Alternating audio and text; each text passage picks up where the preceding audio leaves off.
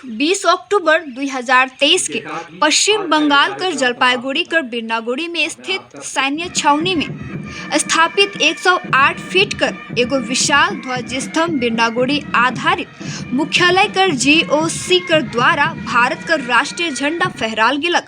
इस कार्यक्रम में स्कूल कर छुआ मन, आम गणमान्य व्यक्ति मन कर साथे स्थानीय आदमी मन भी शामिल हुई रहे। ये कार्यक्रम विशेष करके राष्ट्रीय एकजुटता दिवस कर उपलक्ष्य में रखल जाई रहे।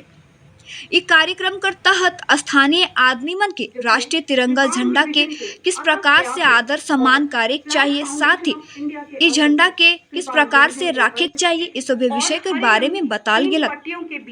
बिरनागुड़ी में भारतीय सेना कर उ फॉर्मेशन स्थित है जे कि भारत पाकिस्तान सन 1971 ईस्वी कर युद्ध जीते में अपन बहुत ही महत्वपूर्ण भूमिका निभालक और बांग्लादेश कर मुक्ति में अपन योगदान दिलक। पूर्वी पाकिस्तान कर बोकरा, हिल्दी और रंगपुर शहर में बिरनागुड़ी में तैनात सेना कर द्वारा ही कब्जा करल जाई रहे। आज कर ये महत्वपूर्ण समारोह में सन 1971 ईस्वी कर युद्ध में शहीद वीर मन के भी विशेष रूप से याद करल गेलक। भारत कर राष्ट्रीय झंडा जे कि भारत कर हर एक नागरिक में एकता, एकजुटता और शक्ति कर हमेशा प्रतीक रही। देखो पूरा रिपोर्ट।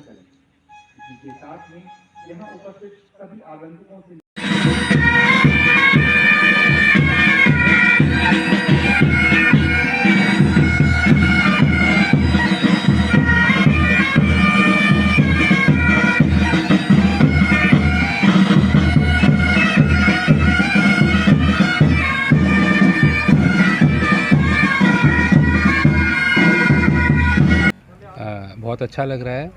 सबसे पहले तो मैं मारवाड़ी युवा मंच शाखा की तरफ से बिरनागुड़ी सेना छावनी का तहे दिल से धन्यवाद देता हूं कि उन्होंने मारवाड़ी युवा मंच को याद किया।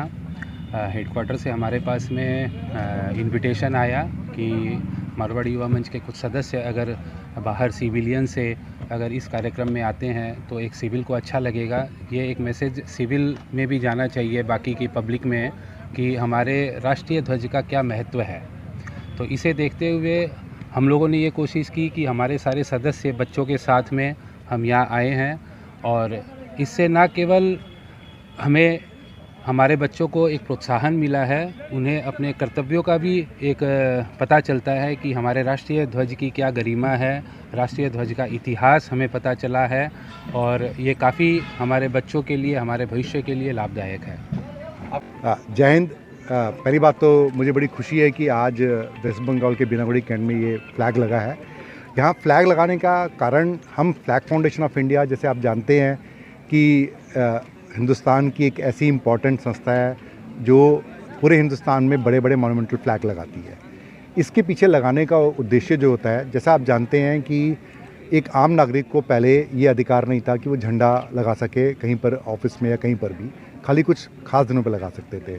तो मिस्टर नवीन जिंदल ने एक जो लड़ाई लड़ी थी, उसके बाद में 2004 में लोगों को ये अधिकार मिला, आम नागरिक को, कि आप खुद अपने घर, ऑफिस या ऐसी जगह पब्लिक प्लेस पे झंडा लगा सके।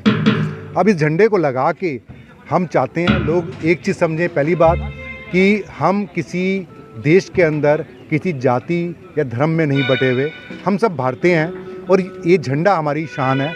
इस झंडे के नीचे खड़े होकर हम देश के लिए प्रेरणा लेंगे कि हम देश के लिए काम करें। उसके अलावा जब ये झंडा यहाँ पे लहराता है, जब आप हर रोज़ झंडे को देखते हैं तो आप ये महसूस करें कि हमारे देश के लिए हम सब ने मिलजुल के काम करना है।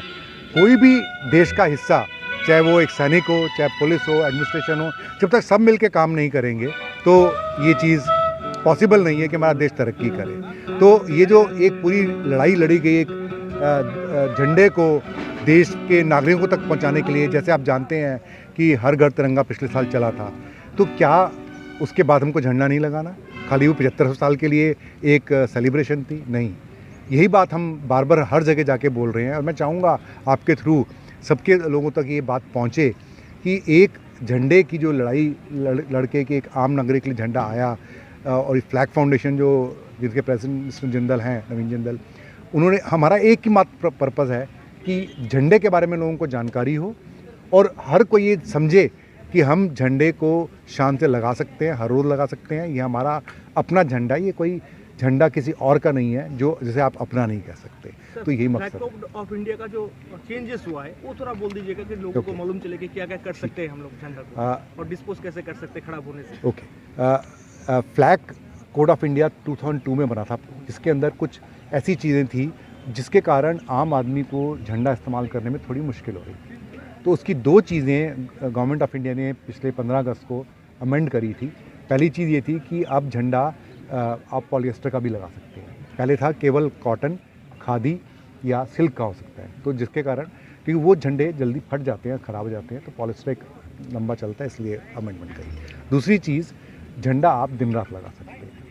पब्लिक प्लेसेस जैसे आप लगाते हैं, ऐसे ये पब्लिक प्लेस पे लगा तो वहाँ पे लाइट का इंतजाम हो, घर पे आप उसे दिन रात आराम से लगा सकते हैं। सर तो, आज एकजुटता दिवस भी है, इस मौके पर ही खास देखकर आज ये कार्यक्रम लगाएंगे क्या? जी हाँ, आप ठीक बोल रहे हैं और बड़ी अच्छी बात बोल रहे हैं कि आप जानते होंगे कि आज के दिन 1962 में इंडो चाइना का लड़ाई शुरू हुआ था। तो उनमें जो लोग शहीद हुए उनको नमन करते, उनको श्रद्धांजलि के तौर पे आज का दिन चुना गया।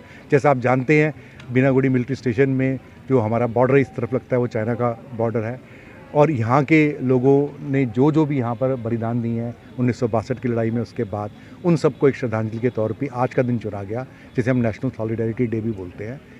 इस दिन को और सर अभी क्या झंडा रात को दिन को 24 घंटे? जी हाँ, बिल्कुल। अब ये दिन रात सिविलियन में कंफ्यूजन रहता है कि झंडा को सलाम करने के लिए, उसको नमन करने के लिए शू खोलना क्या कंपलसरी है या शू पहन के कर सकते हैं? ये थोड़ा कंफ्यूजन आप क्लियर कर दीजिए। आप मुझे बड़ी खुशी है, आप सारे कन्फ्यूज़न दूर कीजिए ताकि लोगों तक सही बात पहुंचे। ऐसा कुछ नहीं है कि शूज़ खोलना आपको, ये कहीं पर भी किसी भी जगह पे लिखा नहीं हुआ कि शूज़ खोलना है। आपको अपनी श्रद्धा है, आप करिए। आप कई जगह देखते हैं, कई अच्छे धार्मिक स्थानों पर जाते हैं। मैं अभी होकर आया हूँ किसी दूसरी कंट्री में, वहाँ पे मंदिर के अंदर मैं शूज़ पहन के गए, लेकिन मैंने वहीं देखा कुछ लोगों ने अपने शूज़ उतार लिए, जबकि वहाँ का लोकल रूल है कि आपको उतारने की ज़रूरत नहीं है। तो ये आपके ऊपर है, जितनी आप इज़्ज़त देना चाहें। सबसे बड़ी बात है कि झंडे को इज़्ज़त देना और देश में झंडे से प्रेरणा लेके देश के लिए काम करना। सर ये कितना फीट ऊंचा है? ये 108 फीट ऊंचा पोल है, जिसके ऊपर इंटरनेशनल कन्वेंशन के हिसाब से 36 फीट बाई 24 फीट का झंडा लगा है।